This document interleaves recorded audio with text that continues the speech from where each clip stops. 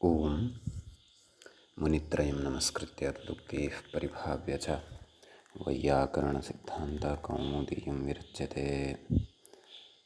सर्वेभ्यः श्रोतृभ्यः नमः। गतपाठे अस्माभिः यद्यत् पठितं तद् एकवारं स्मरामः। वयं वैयाकरणसिद्धान्तकौमुद्याः अलुक् समासप्रकरणे भवामः। अलुक् समासे तत्र अस्माभिः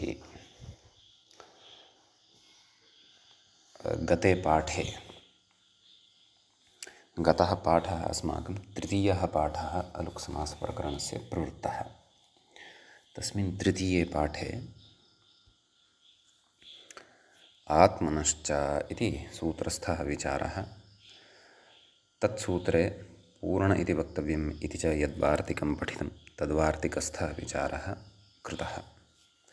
ततः वैयाकरणाख्यायां चतुर्थ्याः इति सूत्रं पठितम्। आत्मनेपदम् आत्मने भाषाः इति प्रयोगद्वयं साधितं। ततः परस्य च इति सूत्रं पठितं। तेन परस्मैपदं परस्मै भाषाः इति रूपद्वयम् अस्माभिः साधितं। तत्र चतुर्थ्याः विधानं चतुर्थी समासस्य च विधानम् अपि अस्माभिः दृष्टम्। इदानीं वयम् अस्मिन् चतुर्थे पाठे अग्रिमं सूत्रं पठामः। नाम अलुक् समासप्रकरणस्य चतुर्थः पाठः अधुना आरब्धः भवति। तस्मिन् प्रकरणे सूत्रम् अग्रे भवति एवं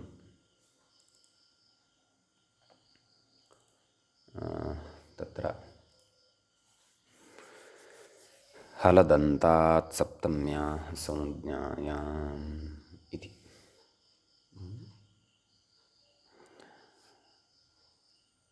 नवमं सूत्रं भवति तृतीयपादस्य इदं सूत्रम्।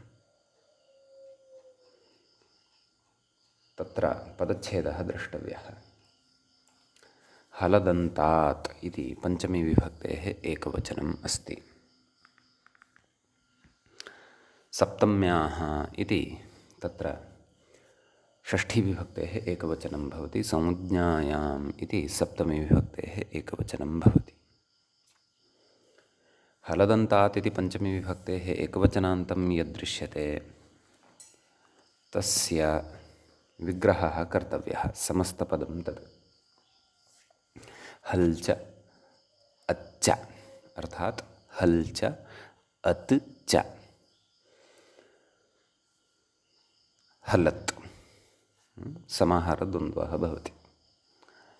हलत् अन्ते यस्य सः हलदन्तः तस्मात् हलदन्तात् नाम यस्य अन्ते हल् भवति तस्मात् अपि च यस्य अन्ते अत् भवति। अत् तत्र ह्रस्वः अकारः गृह्यते तपरकरणं वर्तते। यस्य अन्ते अत् भवति तस्माच्च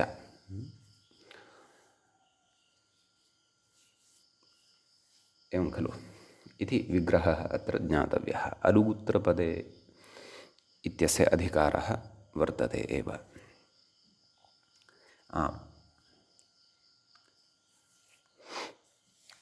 इति पदच्छेदः दृष्टः, अधिकारोऽपि ज्ञातः, सूत्रार्थः कर्तव्यः।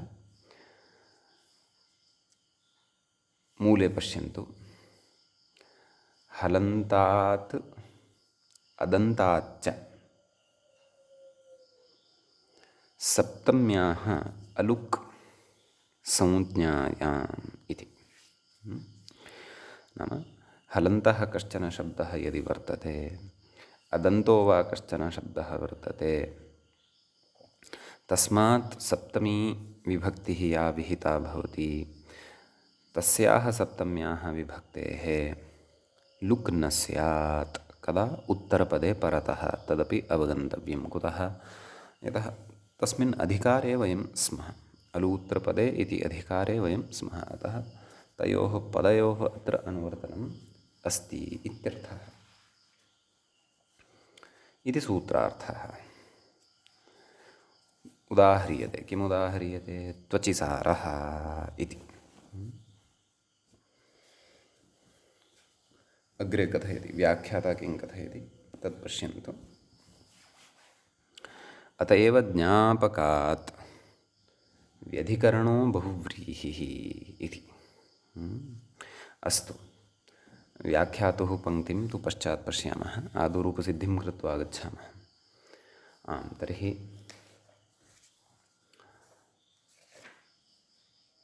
त्वचि सारः नाम त्वचि सारः यस्य, सः त्वचि सारः। एवम् अत्र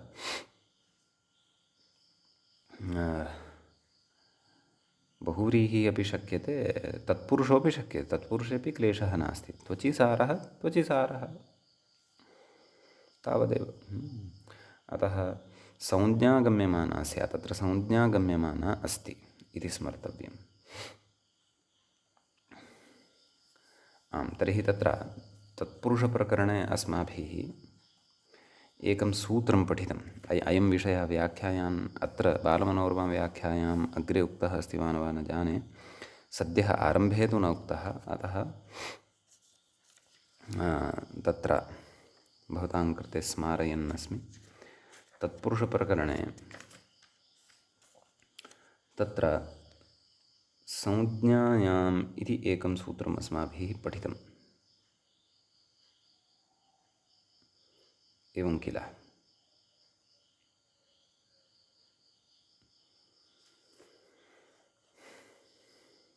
तत् सूत्रं किं कथयति इति चेत्,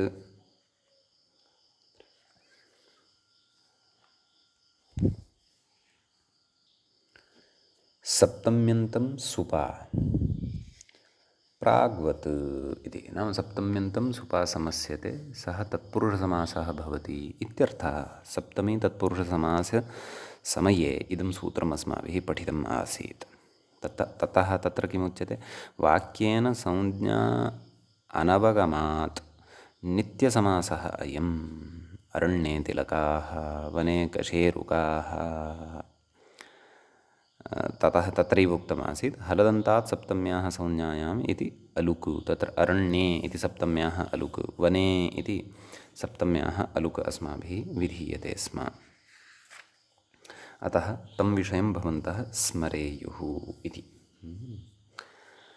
भवतु तर्हि प्रकृते त्वचिसारः इति तेन संज्ञायाम् इत्यनेन सूत्रः त्वचिसारः बहुव्रीहिः भवितुमर्हति वा न वा इति पश्चात् पश्यामः। आदौ त्वचि सारः इति लौकिकविग्रहः, अलौकिकविग्रहः त्वच ङि सारसु। ततः संज्ञायाम् इत्यनेन सप्तमी समासः, प्रातिपदिकसंज्ञा सुब्लुक्, त्वचि सार सुब्लुक् प्राप्तः भवति, परन्तु त्वचि इत्यत्र तु विद्यमाना या सप्तमी तस्याः लोपः न भवति। कुतः? हलन्तात् एषा सप्तमी वर्तते, अपि च संज्ञायाः विषयः अपि गम्यमानः अस्ति। अतः हलदन्तात् सप्तम्याः संज्ञायाम् इत्यनेन सूत्रेण सप्तम्याः अलुक्।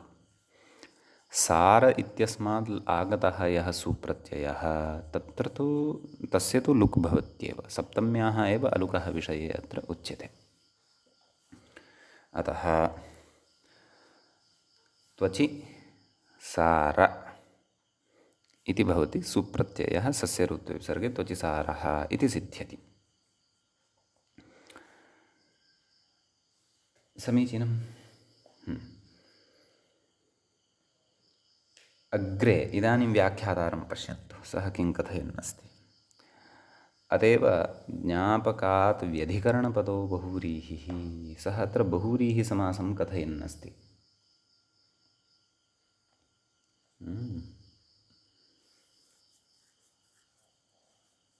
बहुव्रीहिं ध्वनयन् सः अत्र प्रतिपादयन् अस्ति।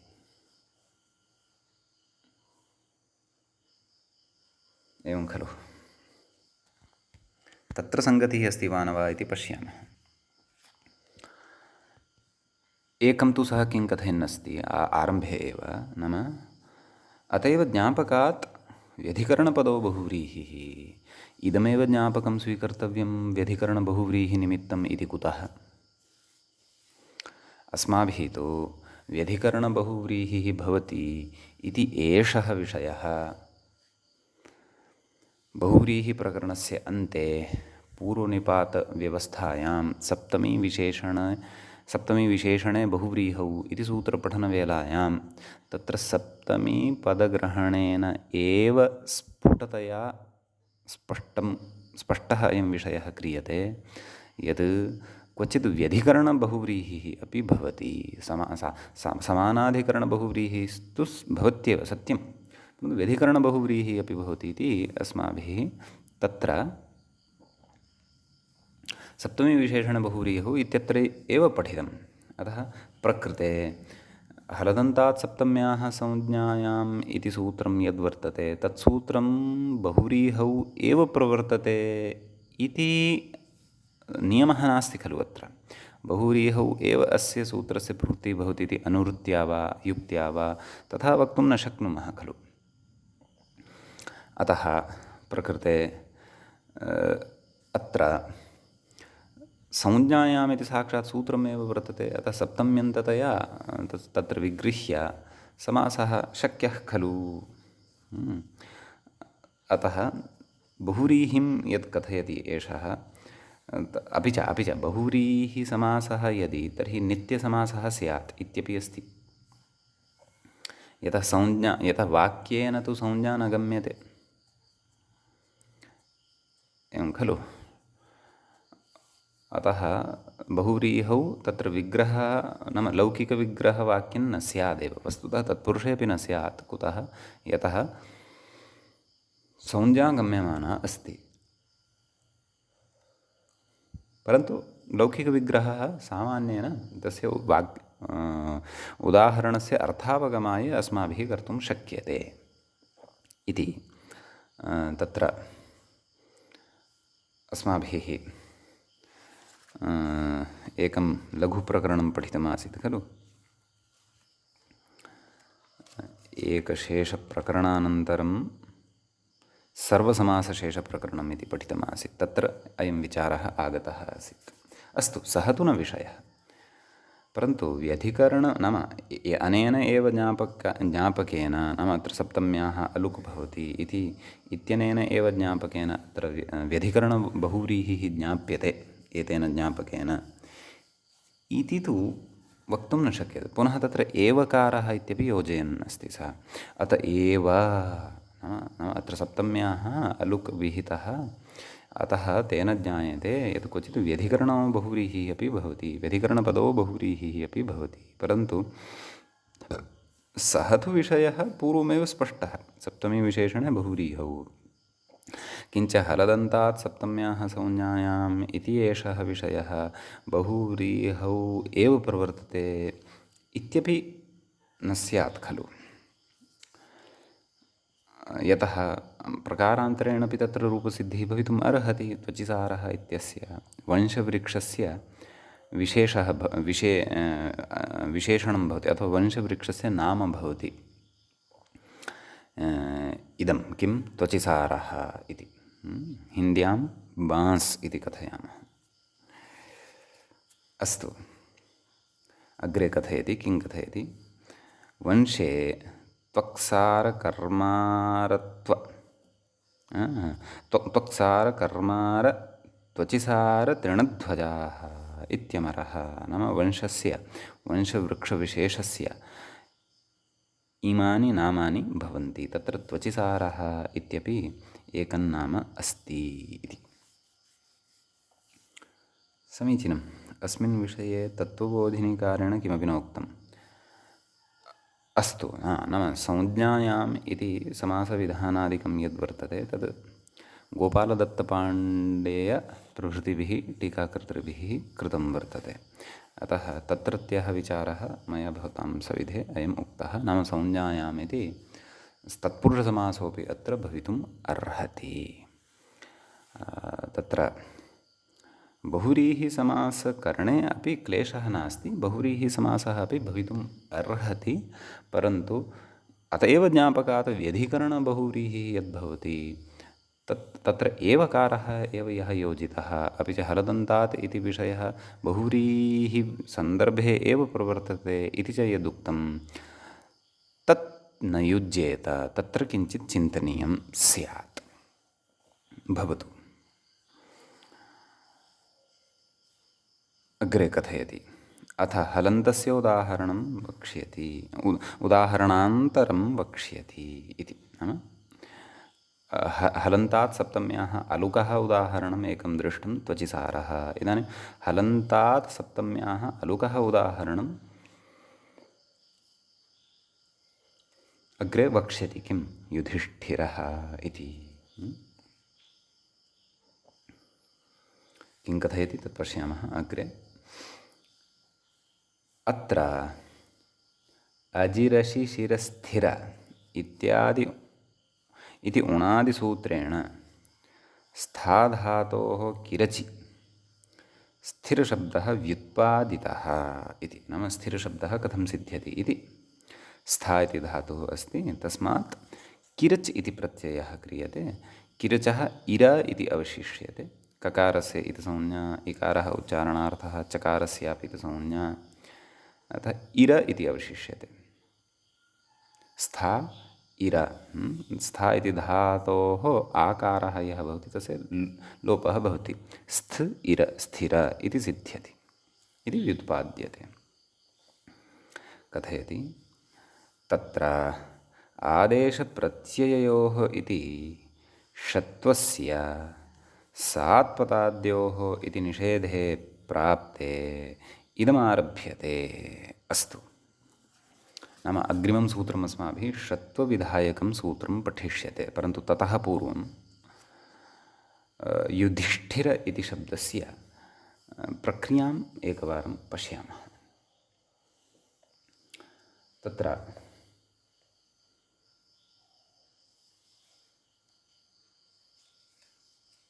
युधिष्ठिर इति यत्पदं वर्तते,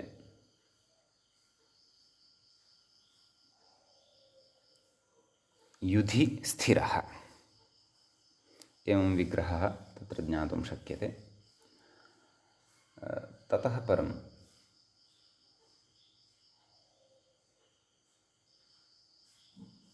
तत्र गविष्ठिरः इत्यपि उदाहरणमस्ति खलु, तन्न चर्चितं वा एतेन? युधिष्ठिर इति गवियुधि इति सप्तम्याः, स्थिर इति प्रथमा। अग्रे वक्ष्यति। एवमेव गविष्ठिर इत्यपि सद्यः एतावता तु स्थिरशब्दस्य विषये एव चिन्तनं कृतं खलु। एवं किल। अतः गविष्ठिर इत्यपि प्रयोगः अस्माभिः चिन्तयिष्यते अग्रे। युधिष्ठिर इत्यस्यापि प्रयोगस्य अग्रे अस्माभिः चिन्तनं करिष्यते। तर्हि यद्यपि तत्र ग्रन्थे तु गविष्ठिरः इत्येव प्रयोगः आदौ वर्तते, अतः गविष्ठिरः इत्यस्य रूपसिद्धिः अस्माभिः आदौ कर्तव्या भवति।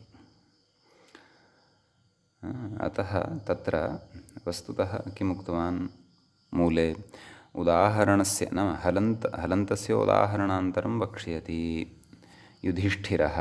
वस्तुतः तत्र गविष्ठिरः नाम मूलग्रन्थानुरोधेन गविष्ठिरः इति वदेत् व्याख्याता।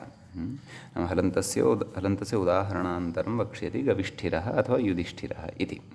अस्तु, उभयोः मध्ये अविशेषः नाम प्रक्रिया तु समाना एव वर्तते इति कृत्वा वयं तावत् अत्र क्रमेण यथा व्याख्याक्रमम् एव गच्छामः। अस्तु, स्थिरशब्दस्य व्युत्पादनं कृतं, समीचीनम्। तर्हि तत्र किं कथयति? नाम षत्वं कर्तव्यं वर्तते। केन सूत्रेण कर्तव्यं वर्तते? गवियुधिभ्यां स्थिरः इत्यनेन सूत्रेण कर्तव्यं वर्तते। अस्तु, तर्हि तत्सूत्रम् आदौ पश्यामः। तस्य सूत्रस्यापि प्राग् एकम् उदाहरणमादाय तस्य प्रक्रियां वदामः। तत्र आदौ गविष्ठिरः इत्येव पश्यामः। यद्यपि व्याख्याता युधिष्ठिरः इति आदाय चर्चाम् आरब्धवान् अस्ति, परन्तु अस्माभिः तु गविष्ठिरः इत्यपि उदाहरणं साधनीयं वर्तते। अतः तदर्थम् अत्र प्रयत्नः अस्माभिः आदौ क्रियते। गविष्ठिरः इत्यस्मिन् पदे पूर्वपदं गो भवति, गौः भवति, उत्तरपदं स्थिर इति भवति। अत्र गो इति शब्दः यः वर्तते सः आकाशार्थे प्रयुज्यते। अतः आकाशे यः स्थिरः भवति सः गविष्ठिरः इति कथयितुं शक्यते।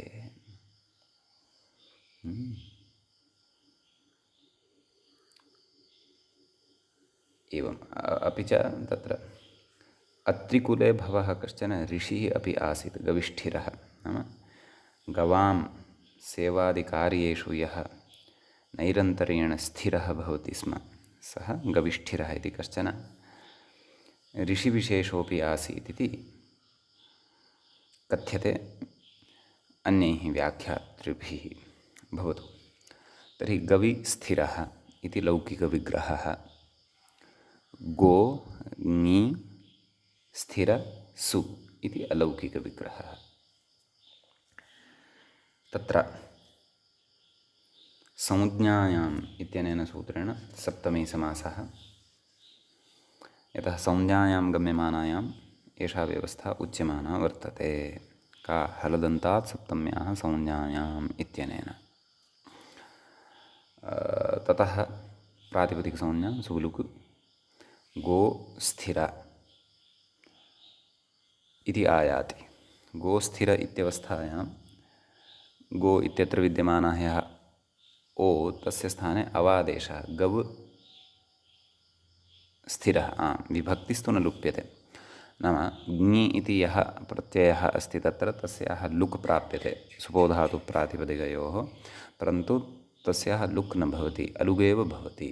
अतः सः ङि इति प्रत्ययः तथैव तिष्ठति। तर्हि अत्र स्थिरः गव् स्थिरः इत्यत्र आदेशप्रत्ययोः इत्यनेन सूत्रेण, यतः आदेशभूतः अयं सकारः खलु, कुतः, यतः स्था इति धातौ मूलतः ष इति भवति, तस्य ष इति वर्णस्य ष्ठा गतिनिवृत्तौ इति धातुः भवति, यस्मात् औणादिकः किरच प्रत्ययः कृतः। अतः तस्य धातोः मूलावस्थायां ष इति भवति। तत्र लब्धः यः सकारः वर्तते सः आदेशावयवभूतः वर्तते। अतः तस्य आदेशप्रत्यययोः इत्यनेन सूत्रेण षत्वं प्राप्तं भवति, परन्तु सात्पदाद्योः इत्यनेन निषेधोऽपि प्राप्तः भवति। कस्य? आदेशप्रत्यययोः इत्यस्य। नाम पदस्य आदौ यदि आदेशभूतः सकारः लब्धः वर्तते तर्हि तस्य आदेशप्रत्यययोः इत्यनेन सूत्रेण षत्वं न भवति इति उच्यते सात्पदाद्योः इत्यनेन सूत्रेण। परन्तु सः निषेधः अपि अत्र नापेक्षितः, आहत्य अत्र षत्वम् एव अपेक्षितम् इति कृत्वा इदम् आरभ्यते। नाम षत्वविधायकं सूत्रं तत्र आरभ्यते। किं सूत्रं? गवियुधिभ्यां स्थिरः इति। इदं च अस्माभिः पठनीयं वर्तते।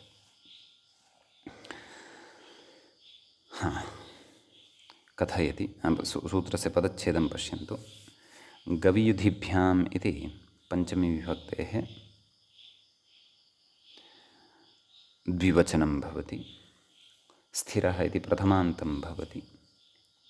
गवियुधिभ्याम् इत्यत्र गविश्च युधिश्च अथवा गवि च युधि च, गवियुधि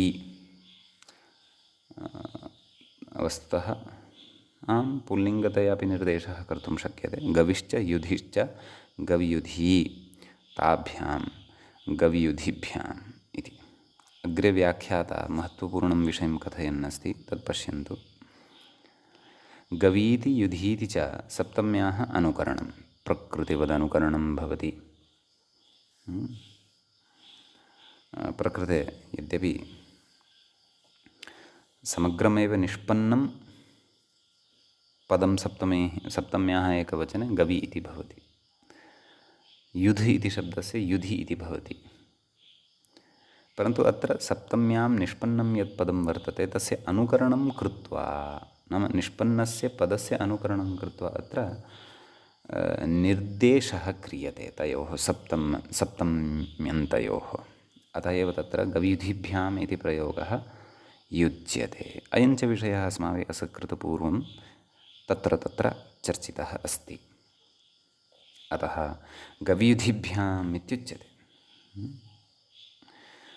तर्हि गवीति युधीति च सप्तम्याः तत्र अनुकरणं भवति। ततः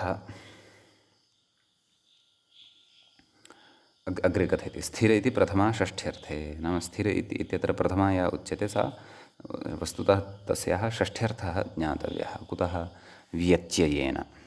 तादृशी व्यत्ययव्यवस्था अपि अस्माभिः बहुधा पूर्वं पठिता वर्तते, बहुधा च अत्र विस्तरेण उक्तं वर्तते। अस्तु, अग्रे कथयति सहेस्साडस्सः इत्यस्मात् सूत्रात् सः इति षष्ठ्यन्तम् अनुवर्तते। अपदान्तस्य मूर्धन्यः इति अधिकृतं, तस्य अधिकारः वर्तते। समीचीनं। यतः षत्वप्रकरणं तत्र अष्टमाध्यायस्य तृतीये पादे भवति। अतः तत्रत्यः क्रमः कश्चन स्मर्तव्यः भवति अनुवृत्त्यादिकं ज्ञातुं। तदाह नाम सूत्रार्थमाः किमाः आभ्याम् इति मूले द्रष्टव्यं। मूले किमुक्तम्?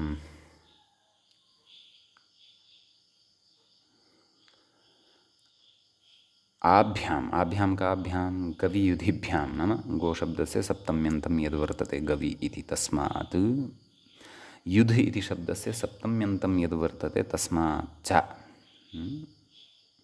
स्थिरस्य नाम इति आभ्यां शब्दाभ्यां परतः यदा क्रमशः स्थिर इति शब्दः भवति तदा तस्य सकारस्य षकारः भवति इति। समीचीनं। तर्हि का स्थितिः? गो ङि तत्र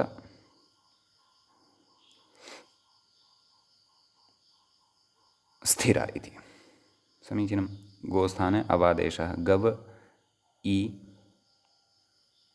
स्थिर मेलनेन गवि स्थिर इति स्थितिः अस्ति। अस्यां स्थितौ तत्र सकारस्य षत्वं गविष्ठिर, सूसस्य ऋत्वविसर्गे गविष्ठिर इति प्रयोगः सिद्धः भवति। तत्र कश्चन विचारः अस्ति। कथयति अग्रे ननु अनन्तरङ्गानपि विधीन् बहिरङ्गो लुग् बाधते इति विषयः अस्माभिः सुपोधातुप्रातिपदिकयोः इत्यत्र व्याख्यायामेव चर्चितः आसीत्। नाम एषा परिभाषा, अयं न्यायः। वस्तुतः असिद्धं बहिरङ्गमन्तरङ्गे, वस्तुतः बहिरङ्गस्य अन्तरङ्गशास्त्रम् अपवादभूतं भवति, परन्तु अन्तरङ्गः कश्चन विधिः यदि अस्ति तस्य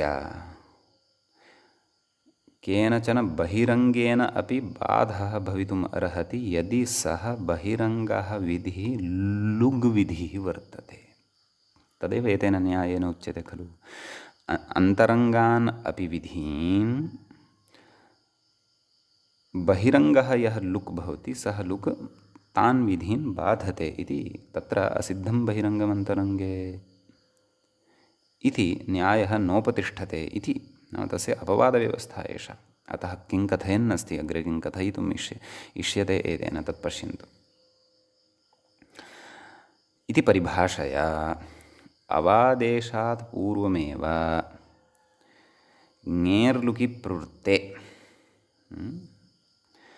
प्रकृते गो ङि स्थिरसु इति अवस्थायाम् एषा चर्चा क्रियमाणा वर्तते। अतः किञ्चित् अवधानेन श्रोतव्यम्।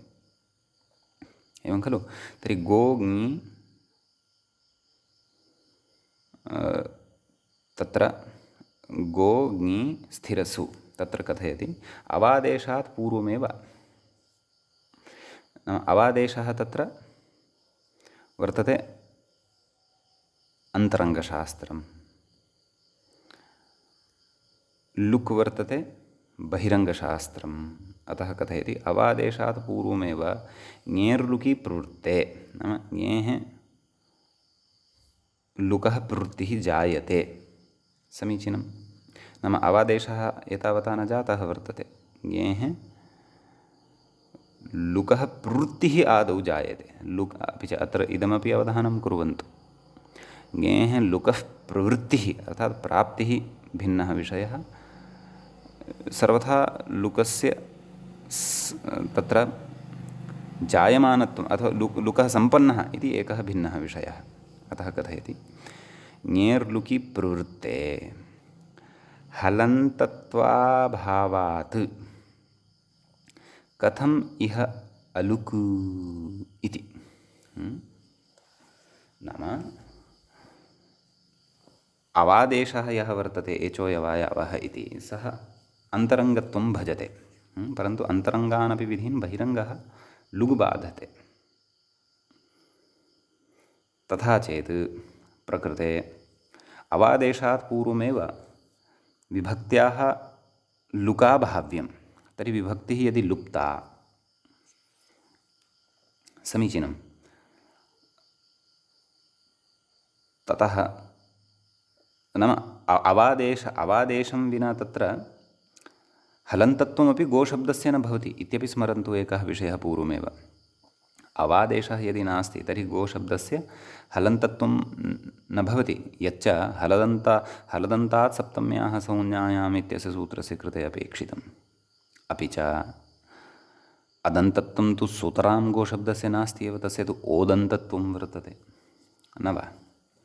अतः तदेव ङेर्लुकि प्रवृत्ते नाम अवादेशात् नाम तत्परिभाषाबलात् बहिरङ्गस्य लुकः प्रवृत्त्या ङेः लुकि प्रवृत्ते हलन्तत्वाभावात् नाम हलन्तत्वम् एव गोशब्दस्य न भवति इति कृत्वा कथम् इह अलुक्, तर्हि अलुगपि न स्यात् खलु।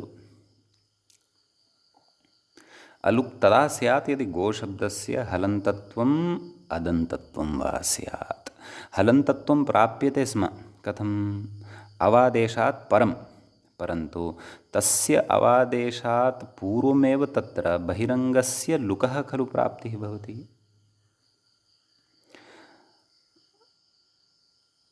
अन्तरङ्गानपि विधीन् बहिरङ्गो लुक् बाधते इति परिभाषाबलात्। अतः तथा चेत् प्रकृते अलुक् एव न सम्पद्येत, नाम हलदन्तात् सप्तम्याः संज्ञायाम् इत्यनेन सूत्रेण अलुकः प्रवृत्तिरेव न स्यात् इति। अतः आह किम् आह, तर्हि एतादृशसमस्यायाम् अयं पूर्वपक्षः नाम एषा शङ्का सम्यक् अवगन्तव्यः। ततः परमेव यत् समाधानम् उच्यमानं वर्तते तस्य स्पष्टता भविष्यति मूले। अत आह किम् आह अत्र गवी इति मूले पश्यन्तु। अत्र गवी इति वचनादेव अलुक् तस्य कथने इदं स्वारस्यं वर्तते। एतावत् चिन्तनं कृत्वा ततः परं दीक्षितः कथितवान्। एकक्षणम् अत्रैव किञ्चित् काशिकां पश्यामि। सः अपि अत्र काञ्चन दृष्टिं कृतवान् वा न वा इति। कारणानि हलदन्तात् सप्तम्याः संज्ञायां युधिष्ठिरः त्वचिसारः गविष्ठिरः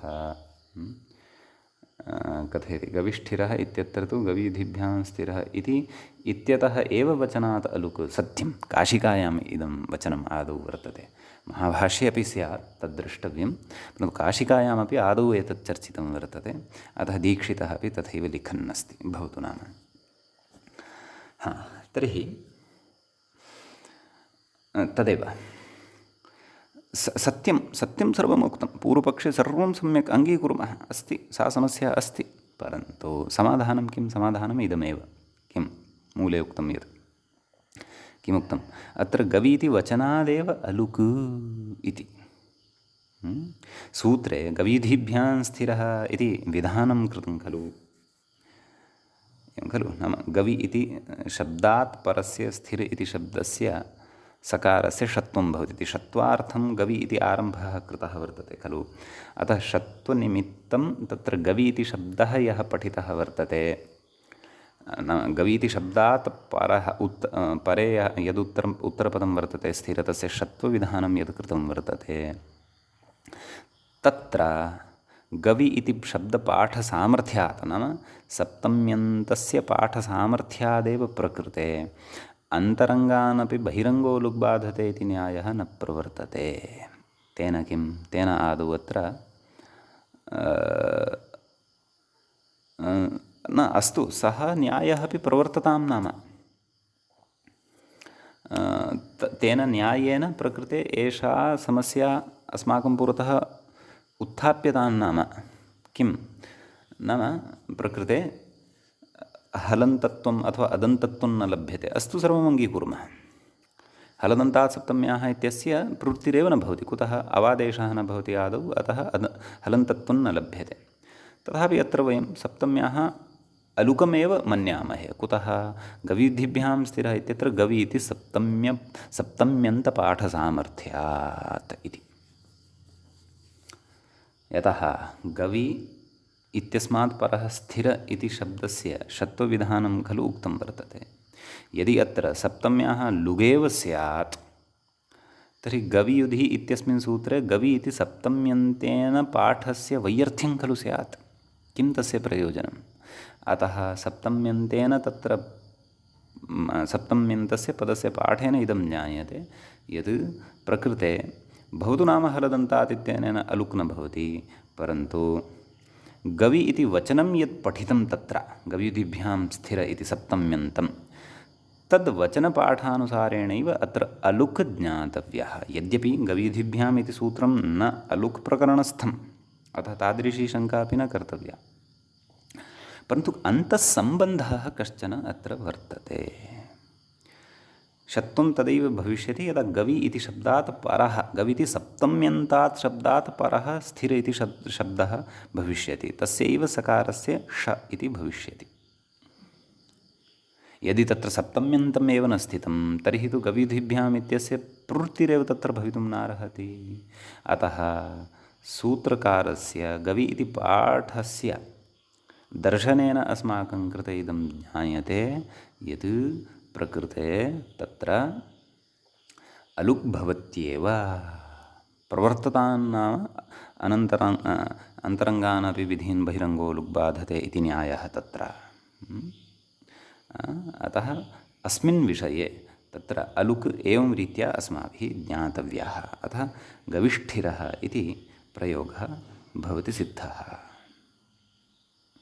मन्ये अयं विचारः भवतां स्पष्टः स्यात्। स्पष्टः यदि न स्यात् तर्हि पुनः पुनः चिन्तनं विधाय अत्र अस्माभिः विचारस्य स्पष्टता कर्तुं शक्यते। भवतु नाम अग्रिमम् उदाहरणं पश्यामः। अग्रिमम् उदाहरणं भवति युधिष्ठिर इति। यस्य उदाहरणस्य तत्र उद्धरणम् आदाय आरब्धवान् आसीत् विचारं व्याख्याता उपरि उक्तवान् खलु, किं हलन्तस्योदाहरणान्तरं वक्ष्यति युधिष्ठिर इति।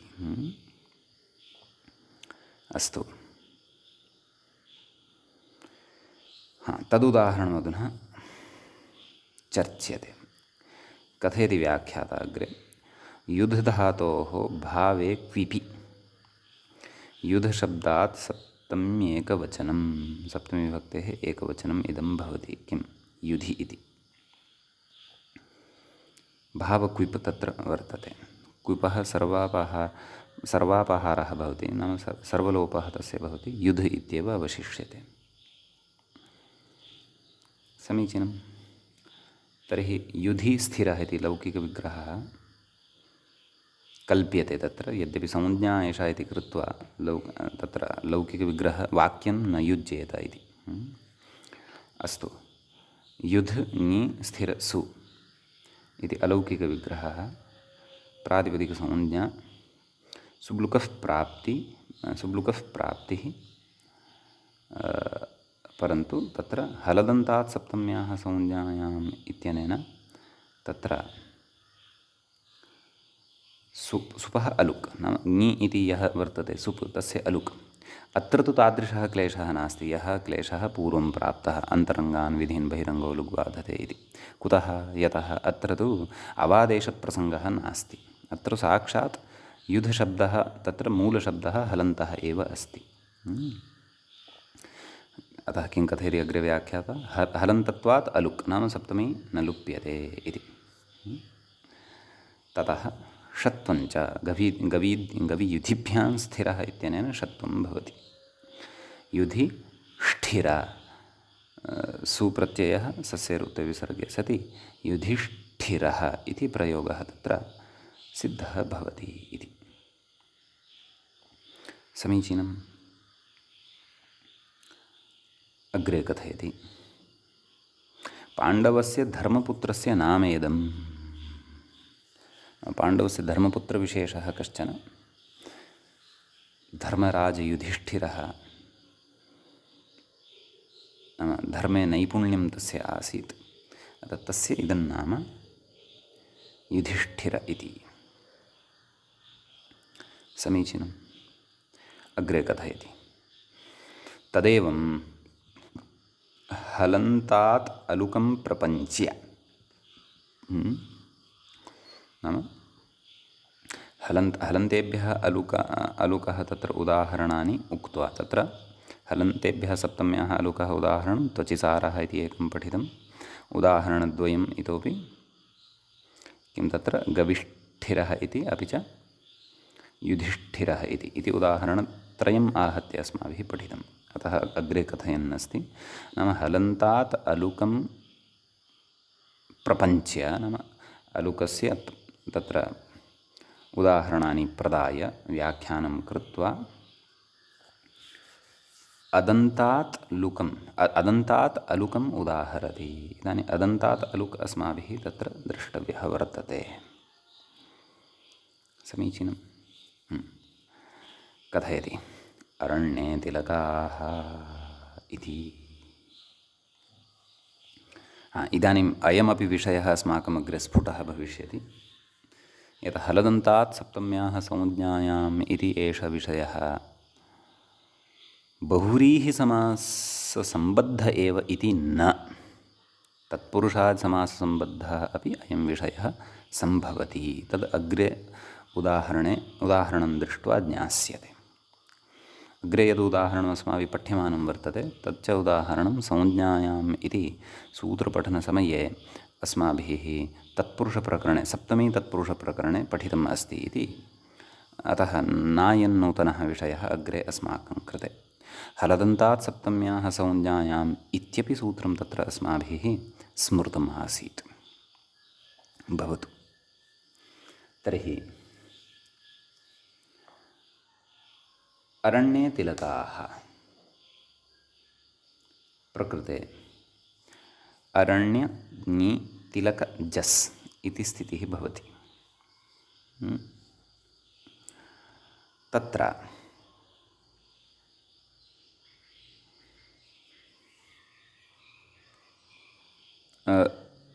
सप्तम्याः लुक् प्राप्तः भवति। तदेव संज्ञायाम् इत्यनेन समासः क्रियते। प्रातिपदिकसंज्ञा सुबलुक् अरण्य ङि तिलक जस्, जसः तु लुक् भवति, परन्तु सप्तम्याः लुक् प्राप्तः भवति। परन्तु हलदन्तात् सप्तम्याः संज्ञायाम् इत्यनेन सूत्रेण सप्तम्याः अलुक् भवति, सप्तमी न लुप्यते। अतः अरण्य ङि तिलक गुणः अरण्ये तिलक इति सिद्ध्यति। अत्र कश्चन विचारः उच्यमानः वर्तते व्याख्यात्रा, तत् पश्यामः। ननु तिलकशब्दस्य शौण्डादिगणे अभावात् कथं तेन सप्तमी समासः इत्यत आह, नाम सप्तमी शौण्डैः इत्यनेन तु सप्तमी तत्पुरुषसमासः अत्र वक्तुं न शक्यते। तर्हि केन समासः इत्यत आह, मूले आह, किम् आह तत् पश्यन्तु। अत्र संज्ञायाम् इति सप्तमी समासः। तदेव अयं सप्तमी समासः अस्माभिः अरण्ये तिलकाः वने कशेरुकाः इत्यादिषु पठितमासीत्, भवन्तः स्मरेयुः। एतेन समासः भवति। अन्यत् सर्वं कार्यम् अस्माभिः दृष्टमेव। अलुकः अत्र प्रवृत्तिः भवति, लुकः निवृत्तिः भवति, अतः अरण्ये तिलकाः इति प्रयोगः सिद्ध्यति इत्यर्थः। समीचीनं भवतु। अत्र एकं वार्तिकं, तद्वार्तिकं भवत्येवं। हृद्युद्भ्यां च इति। वार्तिकस्य कथं तत्र विग्रहः पदच्छेदः इति चेत् हृद्युद्भ्याम् इति एकं पदं वर्तते, पञ्चमी विभक्तेः द्विवचनान्तं। च इति अव्ययपदं वर्तते। हृच्च उच्च अथवा हृद् च उद् च, हृत् च उत् च इति वक्तव्यं वस्तुतः। हृद् नैव नैव नैव नैव नैव नैव मया सङ्गतः विग्रहः, पुनः वदामि। हृदि च उत् च, अतः एव यणं भवति खलु, हृद्युत् एवं खलु। अत्र इतरेतरयोगद्वन्द्वः वर्तते, अतः हृद्युदौ ताभ्यां हृद्युद्भ्यां हृदि उद् इति विषयद्वयम् अत्र वर्तते। नैव नैव नैव अहं पुनः भ्रान्तः, क्षन्तव्यः। अस्तु, अत्र शब्दद्वयमस्ति। हृद् इति दकारान्तः तकारान्तः, अपि च द्यु इति शब्दः। वस्तुतः दिव् इति शब्दः भवति। अतः सः ग्राह्यः। अतः एव सूत्रार्थे स्पष्टाः भविष्यति विषयः।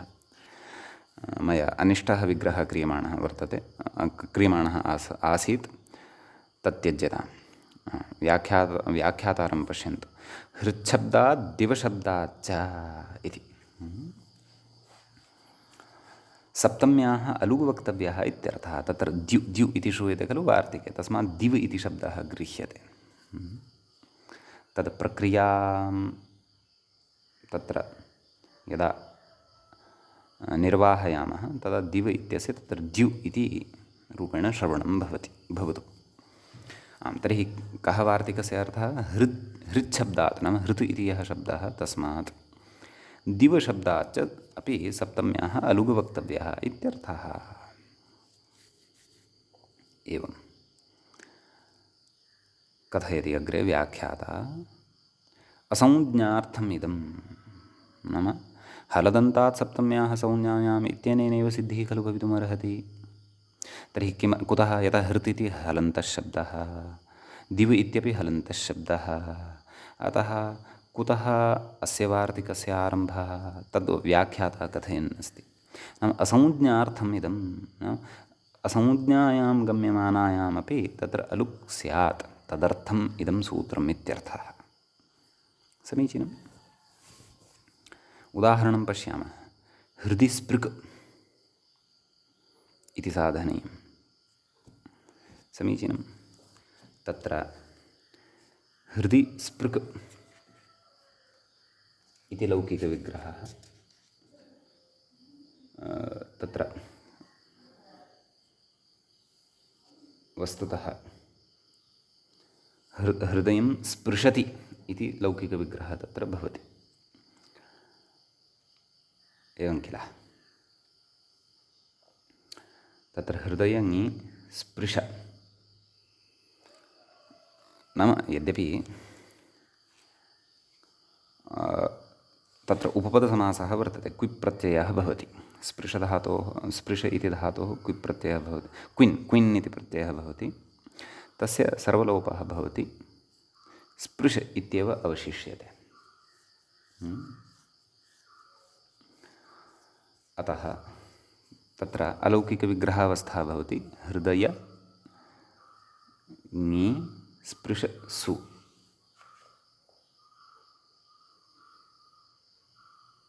खलु हृदय इति अकारान्तः शब्दः एव अत्र आदौ स्थापनीयः भवति।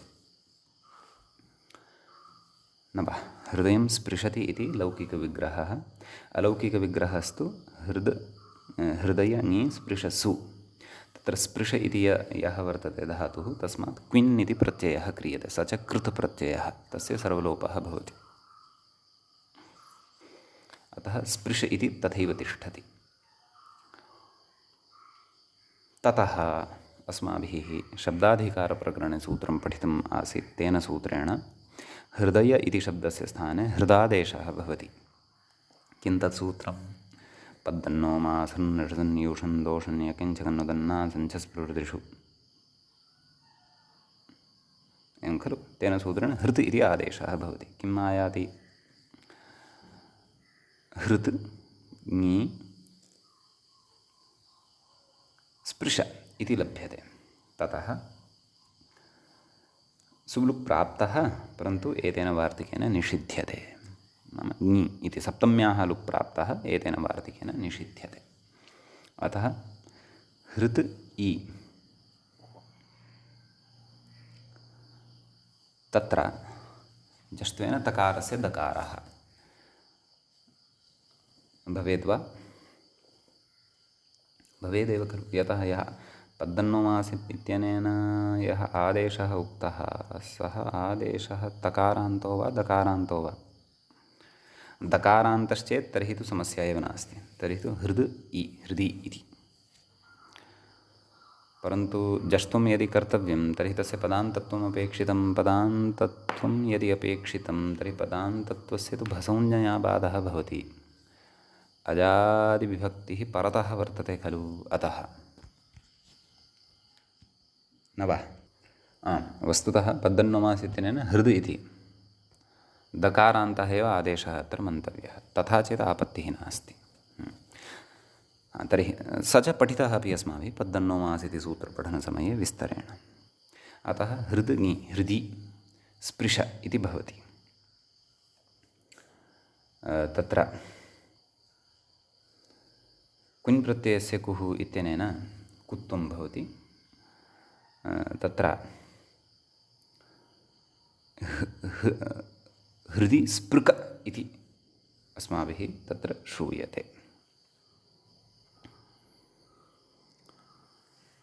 एवञ्च हृदि स्पृक् इति शब्दः सिद्धः भवति। नाम हृदयस्य स्पर्शं यः करोति, कश्चन विचारः वा अथवा यः कोऽपि वा, सः हृदि स्पृक् भवति इत्यर्थः। समीचीनं। ततः दिवि स्पृक इत्यपि भवति। कथयति अग्रे व्याख्याता, दिवं स्पृशति इति। इह उभयत्रापि सप्तम्याः अलुगुविधानबलादेव कर्मणि सप्तमी इति भाष्यम् इति। सप्तमी कथं? हृदयं स्पृशति इति। तत्र तु कर्म श्रूयते खलु, हृदयम् इति। तर्हि सप्तमी कुतः आगता? सप्तमी केन भवति इति चेत्, नाम सत्यं सप्तमी न भवति, परन्तु कर्मणि सप्तमी एषा मन्तव्या। कुतः? अलुगुविधानादेव। अलुगुविधानं केन उच्यते? वार्तिककृता उच्यते। केन उच्यते? हृदिभ्याञ्च इत्यनेन उच्यते। अतः अत्र सप्तमी या वर्तते सा सप्तमी अधिकरणसप्तमी नास्ति, परन्तु कर्मसप्तमी अस्ति। हृदयं स्पृशति इत्येव अर्थः अत्र। हृदयं यः स्पृशति सः हृदि स्पृक्, अपि च दिवि स्पृक् इति। दिवि स्पृक् नाम दिवं स्पृशति। द्युलोकः यः उपरि वर्तते, तद्विमानं वा पक्षी वा अथवा यः कोऽपि वा, सः भवितुम् अर्हति यः तस्य स्पर्शं करोति गत्वा द्युलोकस्य। अतः सः दिवि स्पृक्। अतः अत्र सप्तम्याः तत्र कर्मार्थे अत्र विधानं ज्ञातव्यं। यद्यपि कर्मार्थे सप्तमी क्वापि तत्र विभक्त्यर्थप्रकरणे न लप्स्यते भवतां कृते, परन्तु प्रकृते तत्र अलुगुविधानसामर्थ्यादेव कर्मणि सप्तमी अस्माभिः अवगन्तव्या। यथा पूर्वं गवि इति पाठसामर्थ्यात् तत्र अस्माभिः अलुकः प्रवृत्तिः ज्ञाता। एवं रीत्या क्वचिदन्यत्र उक्तेन वचनेन अस्माभिः शास्त्रे क्वचिद् अन्यत्र व्यवस्था ज्ञातव्या भवति। भवतु। अग्रे कथयति अमूर्धमस्तकात् इत्यनेन तु अलुक् न सिद्ध्यति। तत्र संज्ञायाम् इत्यनुवृत्तेः अचिरेण एव सूत्रं पठिष्यते अस्माभिः अग्रे अमूर्धमस्तकात् स्वाङ्गादकामे इति।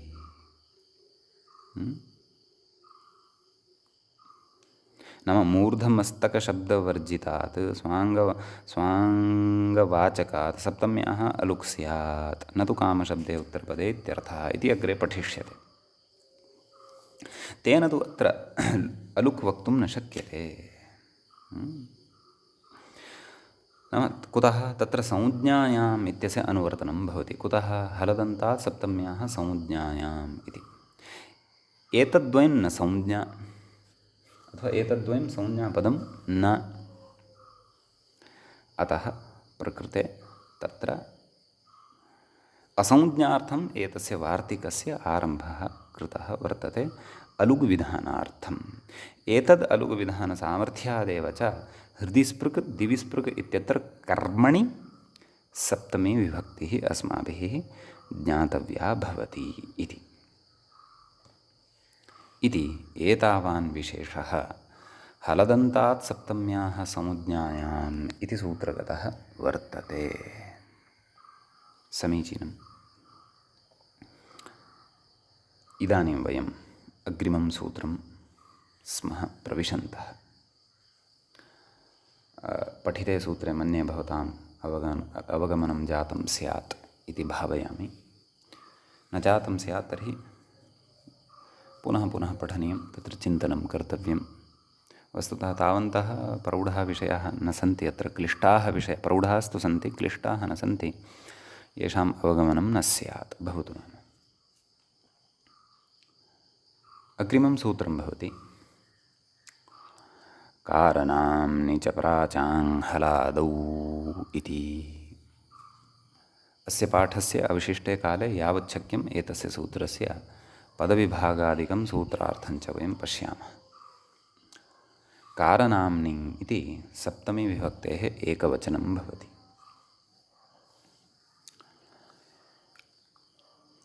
च इति द्वितीयं पदम् अव्ययपदं भवति। प्राचाम् इति षष्ठी, प्राच् इति शब्दस्य षष्ठीविभक्तेः बहुवचनान्तं भवति। हलादौ इति सप्तमी विभक्तेः एकवचनं भवति। तत्र कारणाम्नि इत्यत्र विग्रहः ज्ञातव्यः। समस्तपदं तद् इति हेतोः। कारस्य नाम कारनाम, तस्मिन् कारणाम्नि षष्ठी तत्पुरुषो भवति। हलादौ इत्यत्र हल् आदिः यस्य सः हलादिः, तत्र बहुव्रीहिः भवति इति पदच्छेदः। हलदन्तात् सप्तम्याः इति अनयोः पदयोः अत्र अनुवर्तनं भवति। व्याख्याता तत्र किं वक्ष्यते तदपि पश्यामः। अलुगुत्तरपदे इत्यस्य अधिकारः अस्त्येव। नाम एतेनपि अलुक् करिष्यते, परन्तु तत्र काश्चन विशिष्टाः परिष्ठितयः वर्तन्ते, तासु परिष्ठितिषु एव एतेन अलुक् करिष्यते।